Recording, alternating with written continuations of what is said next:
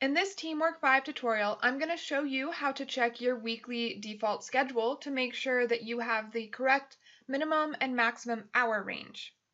To do that, go to the top menu bar and click on Settings. The information page should come up and your top menu bar should have changed.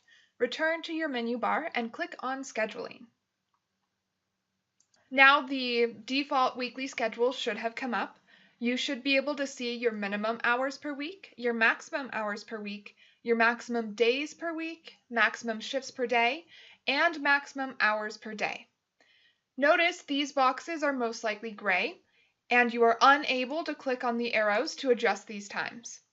You most likely need to talk to your scheduler or manager if any of these need to be adjusted.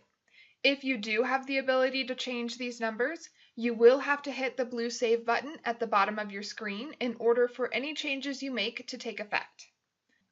And that's all you need to do. To see how to view your credentials and training requirements, check out the next video.